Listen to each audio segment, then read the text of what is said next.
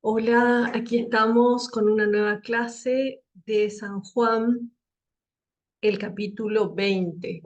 Después de la pasión, de la crucifixión y de la muerte de Jesús, viene su resurrección, que es nuestra máxima alegría, nuestra máxima felicidad, porque ahí nos confirma que es Dios, ¿verdad? Nos confirma que es el Mesías esperado.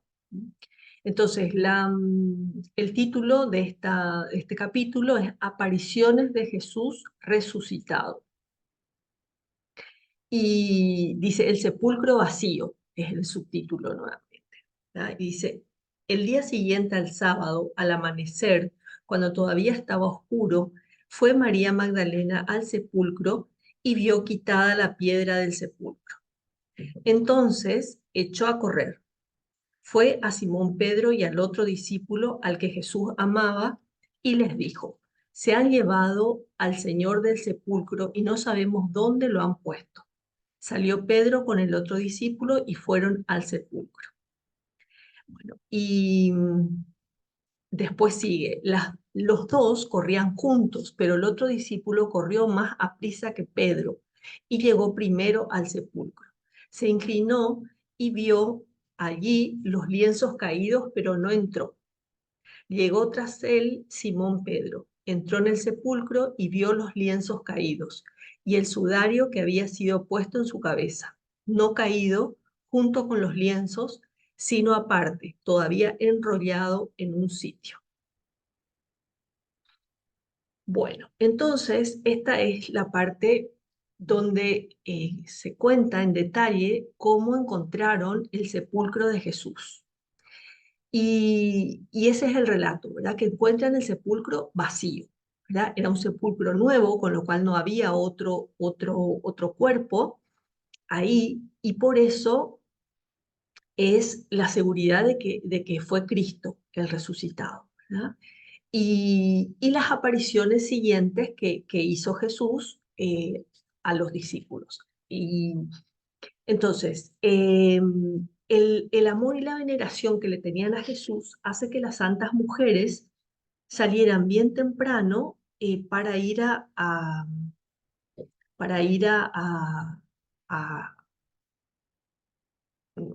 no sé, mejorar o cuidar el cuerpo de Jesús, ¿ya?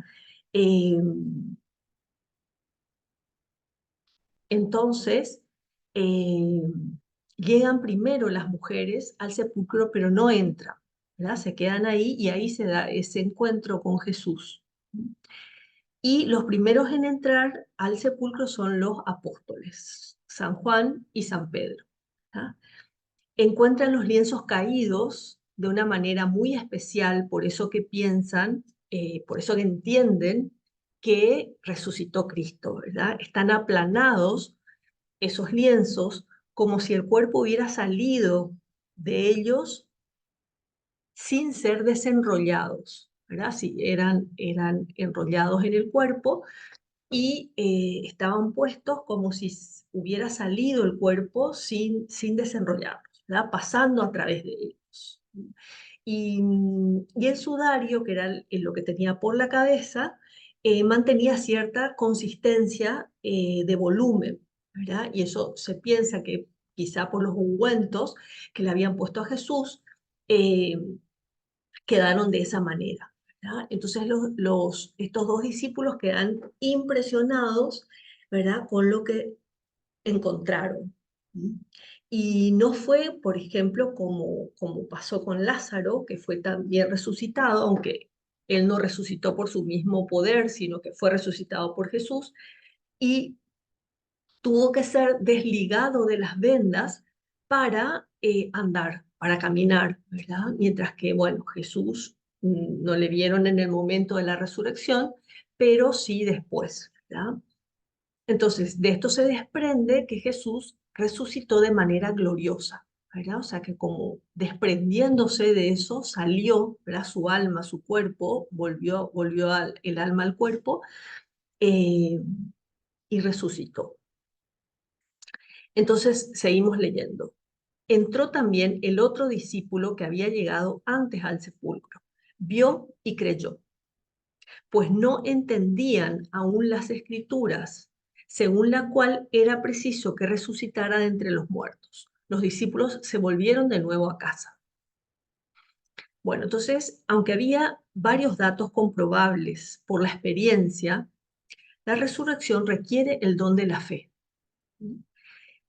para conocer y aceptar este hecho de que Jesús haya resucitado. Realmente los discípulos y las mujeres no creían, no creían. Con esto se nota que ellos fueron todos como para ver lo que las mujeres le habían dicho, pero no, sin la fe, sin la creencia, ¿verdad? Sin aceptar. Recién cuando vieron, ahí creyeron, ¿verdad? Y bueno, nosotros necesitamos también el don de la fe para creer esta realidad de la resurrección de Cristo. Y los hechos, que son las Sagradas Escrituras, el anuncio de los ángeles, las palabras de Cristo confirmadas por sus milagros antes, ¿verdad?, de su muerte, y también los textos del Antiguo Testamento que anuncian su triunfo y de esa manera su resurrección, ¿verdad? O sea, todo eso se fue cumpliendo. Eso es lo que tenemos lo que verificamos, ¿verdad?, en esto. Bueno, aparición a María Magdalena. María estaba llorando fuera junto al sepulcro. Mientras lloraba, se inclinó hacia el sepulcro y vio a dos ángeles de blanco, sentados uno a la cabecera y otro a los pies, donde había sido puesto el cuerpo de Jesús. Ellos dijeron, mujer, ¿por qué lloras? Les respondió, se han llevado a mi Señor y no sé dónde lo han puesto. Dicho esto, se volvió hacia atrás y vio a Jesús de pie, pero no sabía que era Jesús. Le dijo Jesús, mujer, ¿por qué lloras? ¿A quién buscas? Ella, pensando que era el hortelano, le dijo, Señor, si te lo has llevado tú, dime dónde lo has puesto y yo lo recogeré. Jesús le dijo, María. Ella, volviéndose, exclamó, Raboni, que quiere decir maestro. Jesús le dijo, suéltame, aún no he subido a mi Padre, pero vete a mis hermanos y diles, subo a mi Padre y a vuestro Padre, a mi Dios y a vuestro Dios. Fue María Magdalena y anunció a los discípulos, he visto al Señor y me ha dicho estas cosas. Bueno, entonces el gran amor de María Magdalena le llevó a preocuparse por la suerte del cuerpo muerto de Jesús, ¿ya? Que luego de consolarle, ¿por qué lloras? Está ahí como interesándose en ella, le da el mensaje para los apóstoles, ¿verdad? Eh, Realmente los apóstoles no fueron los primeros en verle, fueron los primeros en entrar al sepulcro, pero en verle fue María Magdalena, ¿verdad? Y Jesús le dice, voy a mi Padre y a vuestro Padre. Supone un Padre común, pero por naturaleza es Padre de Cristo, mientras que es Padre nuestro por adopción. Esa posibilidad de ser hijos de Dios nos ganó Cristo en la cruz, ¿verdad? Cuando murió en la cruz. Luego, justamente en ese momento, se está verificando, ¿verdad? Esa dignidad a la que fuimos llevados por Jesús, a la dignidad de ser hijos de Dios. ¿Ah? Y el ejemplo de María Magdalena nos habla de que quien busca al Señor con sinceridad y con constancia acaba encontrándolo. Jesús se hace el encontradizo, ¿verdad? Nos viene al encuentro. Si nosotros le buscamos y Él ve en nuestro interior, o sea, no le podemos engañar a Dios. Él ve dentro nuestro y ve nuestras ganas, nuestro interés en conocerle, en tratarle, en quererle. Y ella nos da ejemplo de eso, ¿verdad? Le buscó, ella fue a su encuentro, lo primero que hizo, ¿verdad? Y, y el diálogo con Jesús refleja, de alguna manera, que no esperaba la resurrección, o sea, no le reconoce, no está así como buscándole, ¿verdad? Sino que ella busca el cuerpo muerto de Jesús. Por eso le dice, si te lo has llevado, dime dónde lo han puesto y yo lo recogeré, ¿verdad? Bueno, y el siguiente apartado dice, Jesús se aparece a los discípulos. Al atardecer de aquel día, el siguiente al sábado, estando cerradas las puertas del lugar donde se habían reunido los discípulos por miedo a los judíos, vino Jesús, se presentó en medio de ellos y les dijo, la paz sea con vosotros. Y dicho esto, les mostró las manos y el costado. Al ver al Señor se alegraron los discípulos. Les dijo de nuevo, la paz sea con vosotros. Como el Padre me envió, así os envío yo. Dicho esto, sopló sobre ellos y les dijo, recibid el Espíritu Santo.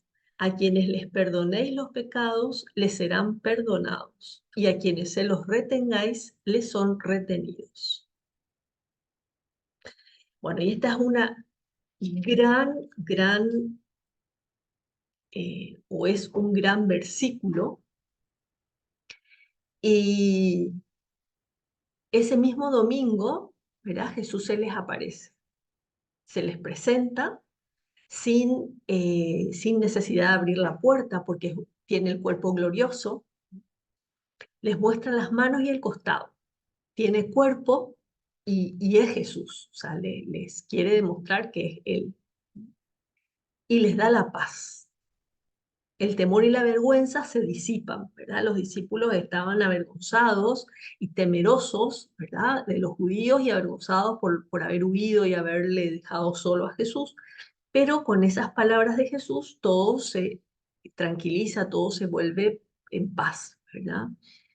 Entonces, Jesús les transmite la misma misión que le dio el Padre, el mismo mandato. Como el Padre me envió, así los envío yo.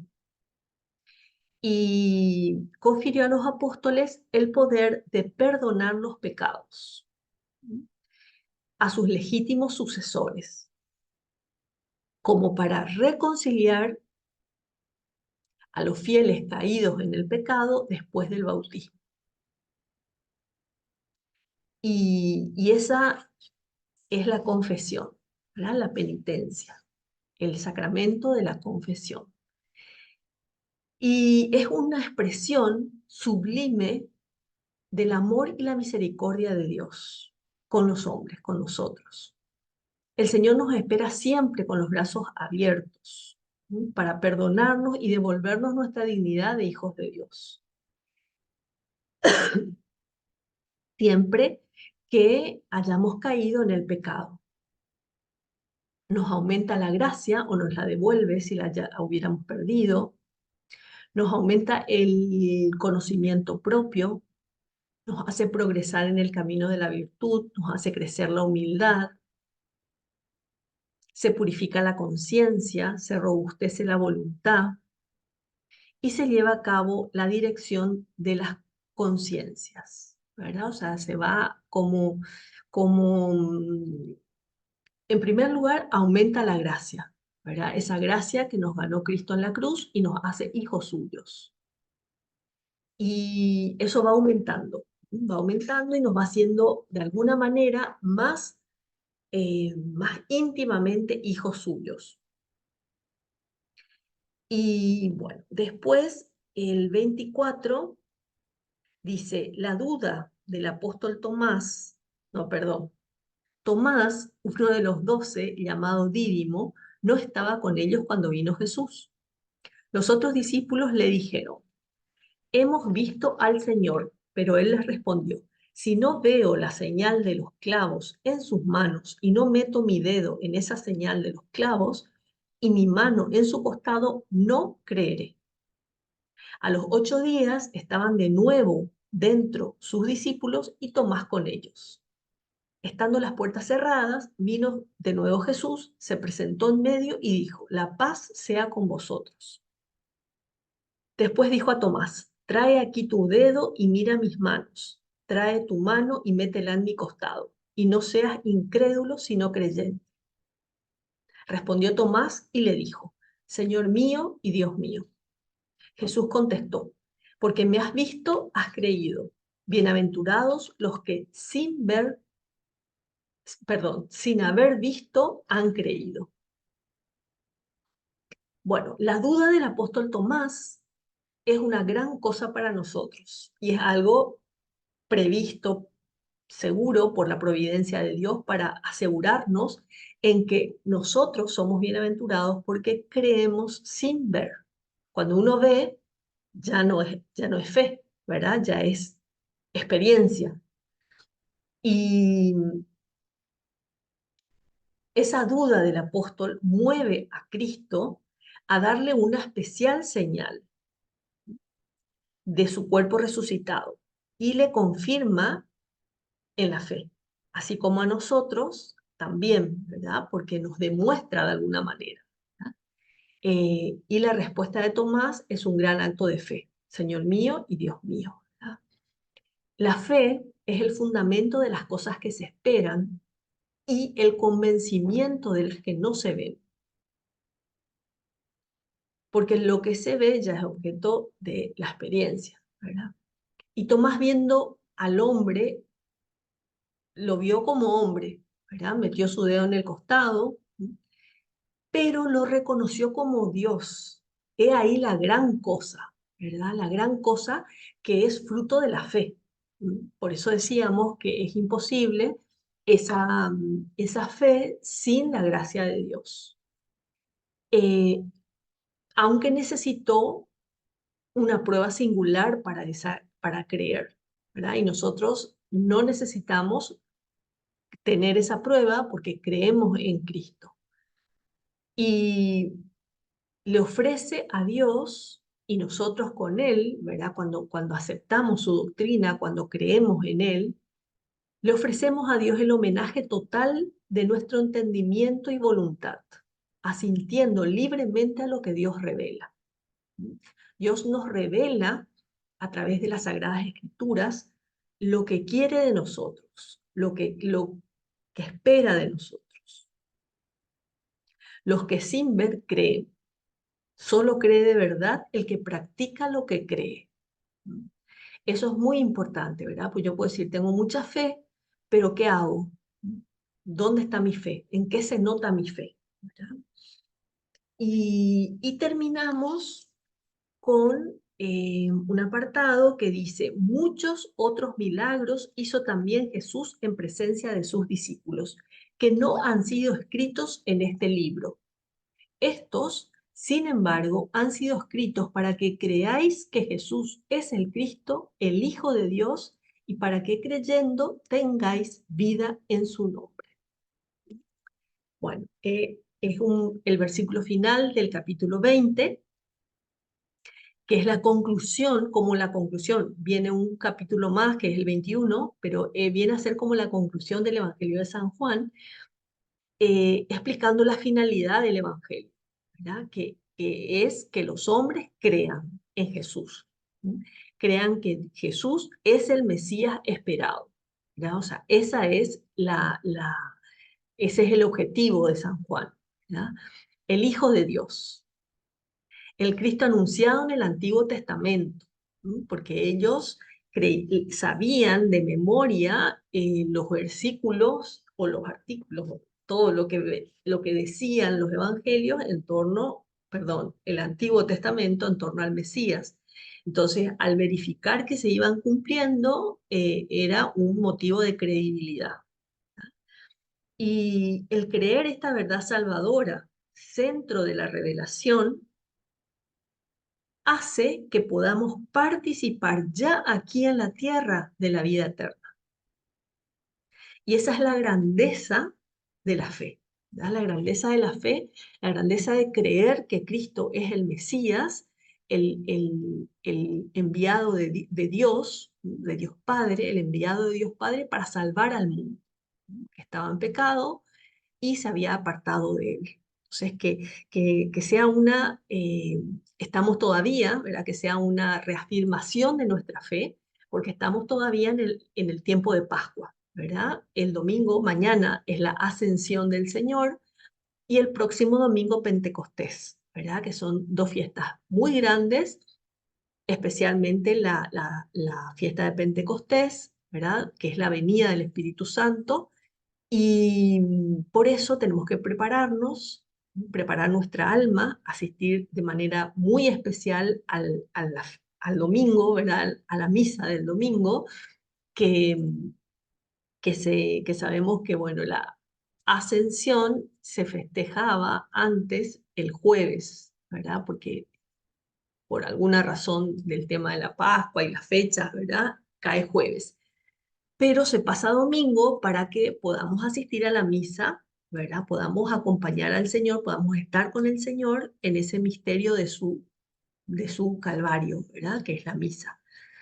Y esto, ¿verdad? Que nos preparemos para estas fiestas, creyendo y creciendo en nuestra fe, en nuestro convencimiento de que Jesús es el Hijo de Dios y que por tanto tiene todo el derecho de pedirme cosas, de pedirme que yo haga determinadas cosas, ¿verdad? Que vaya, que haga el bien, que viva el amor, especialmente, ¿verdad? Que haga el bien al prójimo, que ame al prójimo y también en relación con Él, ¿verdad? Porque Él es el primer prójimo. Él es el primer prójimo al que hay que amar. Es el modo en que le amamos, es en el prójimo día a día, ¿verdad? Pero el modo en que le demostramos directamente el amor a Él es con la alabanza y la adoración, ¿verdad? Que le tributamos en la Santa Misa. Y por eso estamos llamados a acompañarle, a estar con Él en la misa, los domingos, ¿verdad? Los domingos, que es la fiesta del Señor, el día del Señor. Domingo significa día del Señor. Entonces, que nos reafirmemos en esa fe, ¿verdad? En esta Pascua, en esta resurrección de Cristo, un año más que vivimos esta fiesta, para eso, creer más y estar más pegadas a Dios. Y hasta aquí. Entonces, la próxima terminamos el capítulo y bueno, veremos cómo seguimos con estas clases. Chao.